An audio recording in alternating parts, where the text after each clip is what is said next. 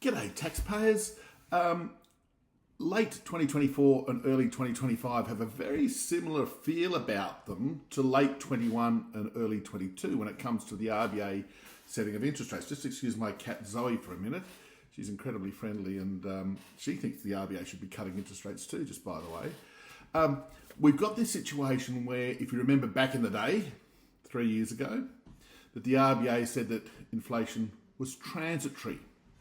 They were saying that they weren't convinced that the 0.1% cash rate was inappropriate, given that growth was still sluggish and that it would be many, many years until inflation returned to the target. Other central banks around the world were hiking interest rates and hiking them aggressively. They were actually cutting back on quantitative easing as well. They were quantitatively tightening policy in many instances. So our own Reserve Bank made the horrendous error, which obviously cost Philip Lowe his job, of keeping rates too low for too long. And even then, it was in May 2022, it was the first rate hike, 25 basis points on the back of a 0.1% official cash rate that was his first instalment in his really weak attempt to fight inflation that was becoming well entrenched into the economy. We all know what happened since.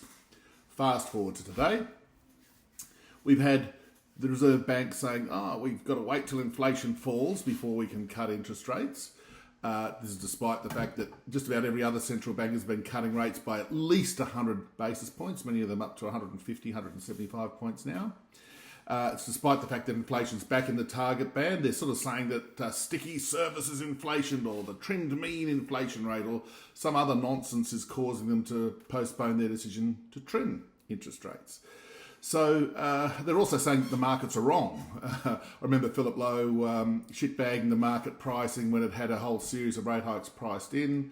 You know, we know better. We're the Reserve Bank and the money markets are just some cowboys and cowgirls on the screen sort of punting away. Well, it's a similar story now. We've got rate cuts well and truly priced in, but I'm expecting that the new Reserve Bank will be looking at the facts, putting aside a bit its judgment on the economy and looking what's happening globally, looking what's happening to what smart people are saying about inflation, economic growth and the like. And for that reason, I think that if they're smart, if they're smart, they'll be starting the interest rate cutting cycle on the 18th of February. They need to cut aggressively. That's the other thing, the key point of this video, that the interest rate settings now are really restrictive. There's still a lot of pain out there in the economy.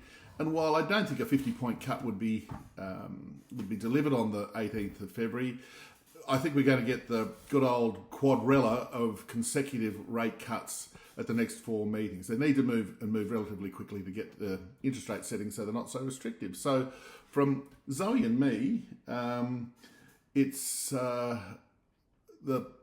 case for lower interest rates is strong. RBA risks making a mistake if it doesn't move quickly, and the lesson from 21-22 is there for all to see.